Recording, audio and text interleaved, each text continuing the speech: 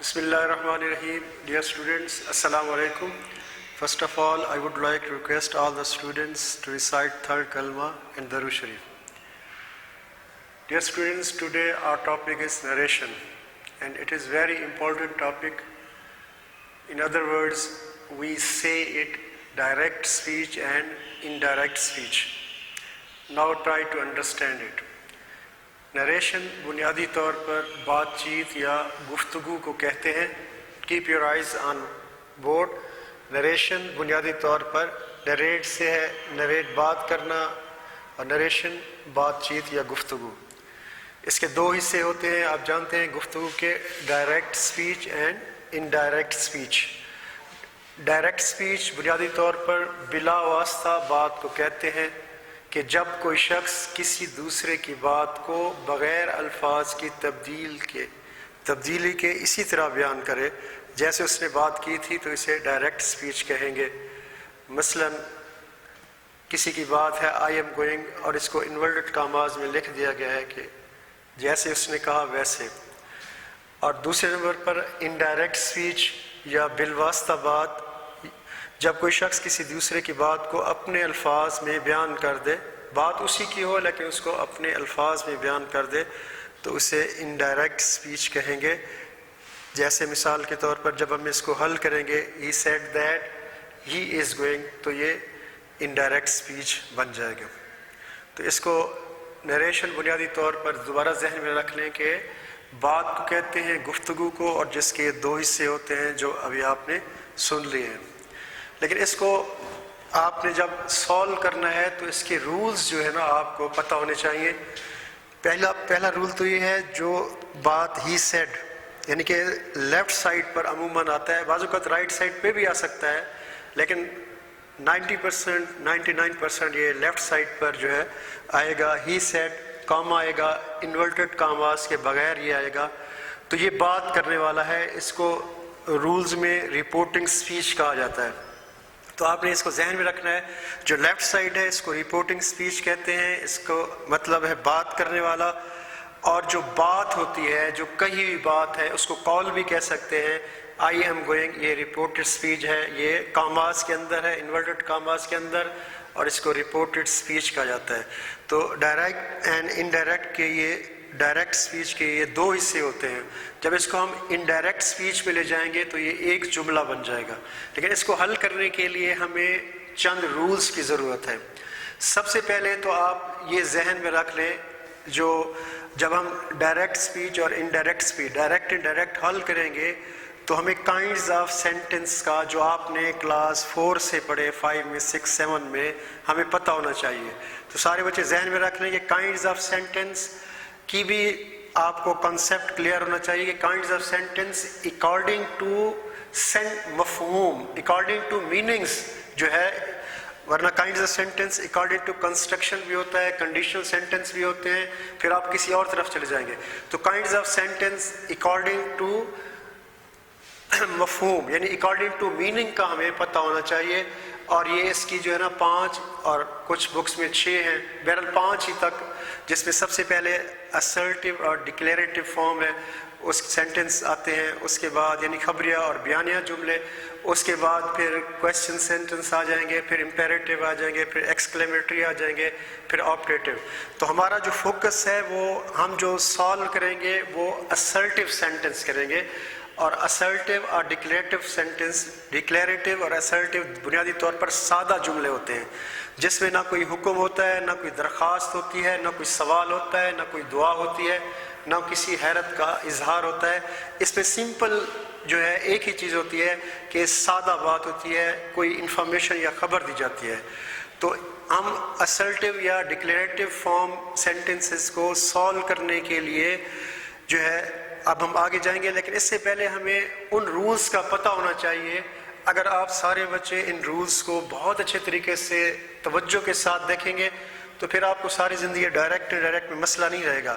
ورنہ آپ تکے پہ اور رٹا لگائیں گے. اکثر بچے جو ہمارے 10 میں پہنچ جاتے ہیں وہ ان رولز کو نہیں دیکھتے اور بڑی محنت کرتے ہیں اور رٹا لگاتے ہیں اور لرن بائی ہارٹ کرتے ہیں. تو اس سے آپ بچ جائیں گے اور پھر آگے ایف ایس سی میں بھی آپ کو مسئلہ نہیں آئے گا. اب آپ دیکھیں رولز کو، دیکھیں کے دو حصے ہیں. آپ کو پتہ ہے ہی سیز یہ پہلا حصہ ہے, اس کو رپورٹنگ اسپیچ یعنی بات کرنے والا, یا ہی سیڈ یعنی کہ لیفٹ سائڈ پہ زیادہ تر یہ آئے گا اور یہ بات کرنے والا ہے, اور یہ اس میں دو ترتیبوں سے لکھا گیا ہی سیز یا ہی سیڈ. اگر آ رہا ہے تو ان جملوں کو لکھتے ہوئے ہم اس میں کوئی تبدیلی نہیں کریں گے,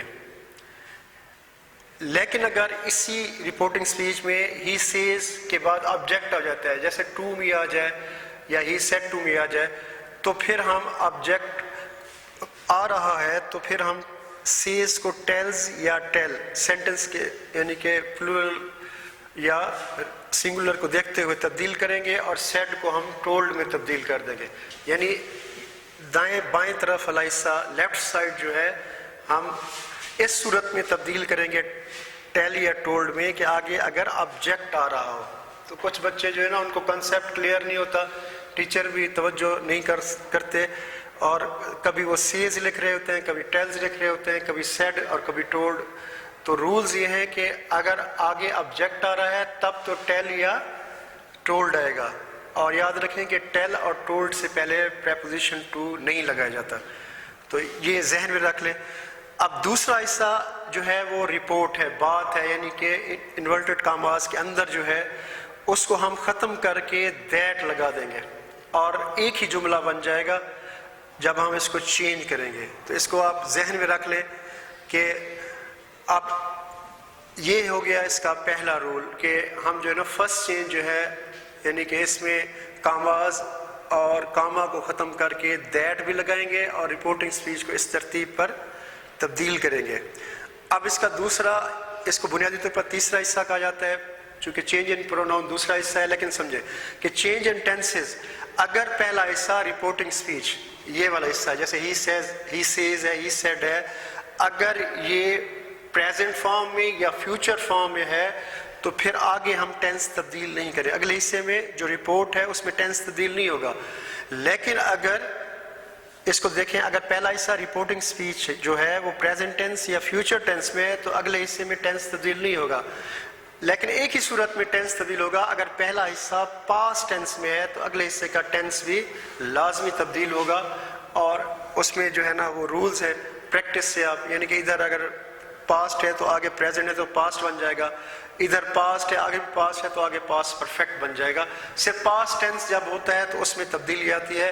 تو اس کی پریکٹس سے جو ہے نا جب آپ کو رولز کا پتہ ہوگا تو پھر بہت آسان ہے. اب آپ دوبارہ جو ہے نا چینج ان پروناؤن کو اچھے طریقے سے دیکھیں.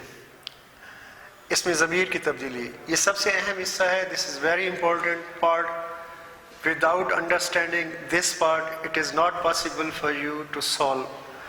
یہ سب سے اہم حصہ ہے, اس کو سمجھے بغیر ساری عمر بچے غلط سالو کرتے ہیں. تمام بچوں کو اس کے لیے فرسٹ پرسن, سیکنڈ پرسن اور تھرڈ پرسن یعنی پرسنل پروناؤن کے بارے میں پتہ ہونا چاہیے, وہ ایگزیکٹلی کلیئر ہونا چاہیے. تو فرسٹ پرسن کی میں نے فاعلی حالت لکھی ہے, اسی طرح اس کی مفعولی حالت خود بخود بچوں کو پتہ چل جائے گی. فرسٹ پرسن میں آئی اور وی, سیکنڈ پرسن میں یو, فرسٹ پرسن آئی اور وی. جیسے میں بول رہا ہوں, ہم بول رہے ہیں, the person spoken to, this person is speaking, sorry. اور سیکنڈ پرسن میں دا پرسن اسپوکن ٹو جس سے بات کی جا رہی ہے وہ یو ہے. اور تھرڈ پرسن میں he, she, it, they, the person spoken of یا کوئی بھی نام جیسے اسلم. اب آپ غور سے سمجھیں, دیکھیں ہی سیز آئی ایم گوئنگ. دوسرے حصے کو ہم جانتے ہیں کہ رپورٹ کہا جاتا ہے, رپورٹڈ اسپیچ. اس کو پورا نام ہے, ہم اس کو بات یا کال. بات میں دیکھیں کہ سب سے پہلے آپ کا جو سبجیکٹ ہے یہ فرسٹ پرسن میں ہے.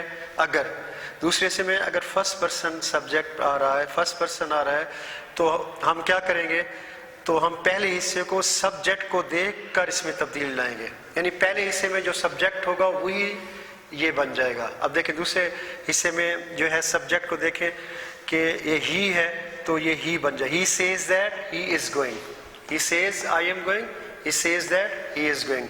تو اس کو اب بہت آسان ہے کہ فرسٹ پرسن کو ہم according to the subject change کریں گے تو یہ خود بخود جو ہے وہ ہی بن جائے گا.